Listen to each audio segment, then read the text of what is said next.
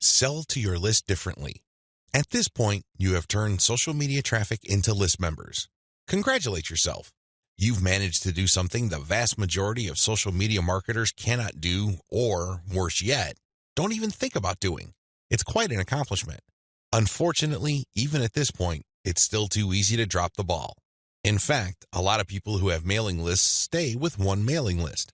They think that as long as people who visit their blog sign up to their mailing list, they're good.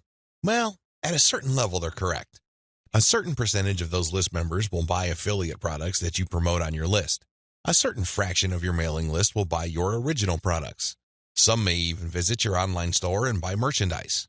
But the problem here is that if you accept this scenario, you are settling for cents on the dollar. You really are. Don't you want to maximize the value of all your hard work, focus, and energy you invested in your venture? Wouldn't you want to maximize your return on effort? If you want to get maximum results from your mailing list, you have to sell your list differently. There are really no two ways about it. Every other approach would lead to, at best, mediocre results or, at worst, no results at all. Keep the following tips in mind. Use different content on your list. When people join your mailing list, chances are they join because they got exposed to some of your content. They already know what you talk about. They are already familiar with the quality of your content. They understand the themes that you focus on. That's why it doesn't make any sense for you to feature the same exact content on your list. Sure, you may make some changes. You might change the title. You might even switch things around. But people aren't dumb. They can see right through that. They can see that you are recycling content and feeding them stuff that they have probably seen before. Do you think this kind of practice builds confidence? Do you believe that doing things this way will build trust? Of course not. You have to use different content.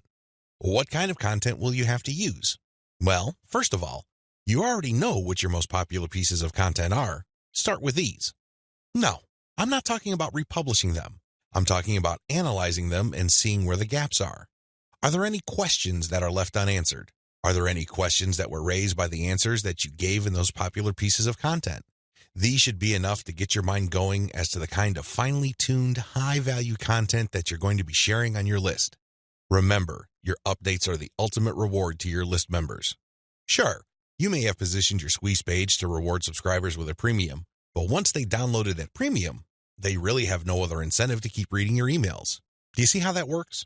So do yourself a big favor and make sure that the update content you send is the reward. That's how you get people to open your emails and read your materials over and over again. Reward them for being on your list. Don't drop your guard. Don't take it easy. Don't give in to laziness. This is your time to rise and shine. Everything else that happened before this was just a dress rehearsal. This is it. This is where the rubber meets the road, and you better perform. Use premium content. If you really want to hit the ball out of the park with your mailing list, send updates that really highlight how original the content is. Well, how do you do this? Use social proof for case studies. These are testimonials of people that have taken your advice or who have experienced certain things that you talk about. When people read these stories, they can't help but be engaged. They can't help but be absorbed into the narrative. These people sharing their testimonies are real flesh and blood human beings with real problems that your readers can relate to. That's the kind of compelling content that will take your list to a whole other level. Why? Most of your competitors are just recycling their stuff. Sure, they're recycling their best stuff because that material is tried and proven, but they're not really distinguishing themselves. They're not really doing their brand any favors by taking the easy way out. You have to commit to doing things differently. This is how you build loyalty around your content. Remember, when you're running a mailing list, your content is composed of the emails you send out. No more, no less. Upsell, upsell, upsell. I can't say the word upsell enough. If you want your list to make money, you have to upsell. Now, you don't have to be a hero. You don't have to overdo this. You don't have to come off like some sort of super salesman. If you're like most people, you know how annoying, pushy salespeople are. You probably will push back. You will probably tune them out and unsubscribe. I can't say I blame you. That's how most normal people respond to pushy salespeople. By upsell, I am just telling you to send content that highlights a problem and a solution. That's all upselling is. You remind people of their range of problems, and you remind them of certain solutions to them. Now, of course, just like with most things in life, there are good solutions and even better ones. Your job is to send email updates that get people excited about finding a solution and laying out common solutions that are good, but are not the best. What you're doing here is you're drawing their attention to the very best solution to their problems. For example, if you run a social media marketing mailing list, you can tell people that creating picture quotes and videos from pictures is a great solution to their original content needs. But an even better solution would be to automate these materials where people just click on images and all of a sudden, a video is created. It saves a tremendous amount of time, effort, energy, and most importantly, the created video would then automatically be uploaded to their social media accounts. That's the kind of distinction between good enough solutions and obviously superior solutions. That's how you upsell people to your list. You're still providing value. You're still answering their questions. You're still addressing their needs. But you're laying out a range of options. They can try to do things on their own or try to do things the way most people handle the problem, or they can try something else. When they look at that something else, that's when you sell your affiliate product, your original product or your service. Regardless of how you do it, you need to upsell, upsell, upsell. I wish I could tell you that this was easy.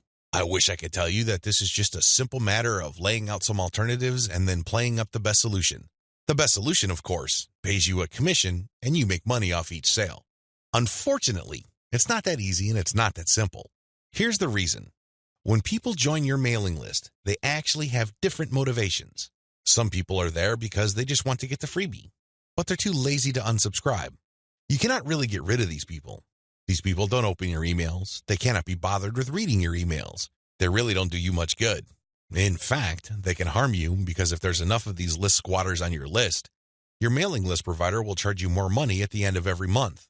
You have to actively filter out your list based on open rates so you can get rid of these individuals. Again, you cannot eliminate them entirely, but you can minimize their numbers. Other people are initially excited about your mailing list, but for some reason they stopped reading your emails. Even others constantly check your emails, and they really love what you have to share, but the problem is they feel that your premium offers are simply too expensive. Now let me clue you in on a secret. When somebody tells you that whatever you're offering is too expensive or too unaffordable, what they're really trying to say is that you haven't completely sold them on it yet. Alternatively, you haven't completely filtered them yet. Either they're not motivated enough or you did not give them enough reasons to be motivated. Regardless, they're still on the fence. You need to push them off the fence. Expert salespeople know this because in the big scheme of things, there's no such thing as unaffordable. If you talk to somebody and you convince that person that they absolutely need to buy your product, there's really no difference between a $10 product and a $1,000 product. They will get that product because you have elevated their perception of that product to the realm of need. People take care of their needs first. Their wants are often left at the back burner. I hope you understand this. I hope you get this. It's not because your affiliate product is too expensive in absolute terms. Instead, it's because you have failed to either qualify the prospect or make your case. And this is why simply upselling by itself is not going to work. You have to take the next step, which I'm going to describe below. Use the $1 list filtration method. You have to filter your list members into two groups, interested people and interested people who buy. These are two totally different groups of people. Now, please understand that just because people open your emails religiously, it doesn't necessarily mean that they would buy from you. Like I said above, maybe you did not present your case properly. Maybe you did not qualify them properly. This $1 list filtration technique that I'm going to teach you enables you to filter your list members properly. What you would do is, instead of trying to upsell people to $19.95, $34.95, or $349.50, or any other similarly priced products, everything that you're going to be selling on your general list will be priced $1. No more, no less. By general list, I'm talking about the list all people who sign up to your mailing list get on. This is your default list. I want you to treat this general list as your starting list. This is kind of like the vast, unfiltered, generic mass of people who are interested in your brand. When you upsell people using $1 offers, you enable people to segregate themselves based on their motivations. These are people who are motivated enough to spend $1. In other words, they see the value in your content, and they are willing to put their money where their mouth is. Now here's the secret.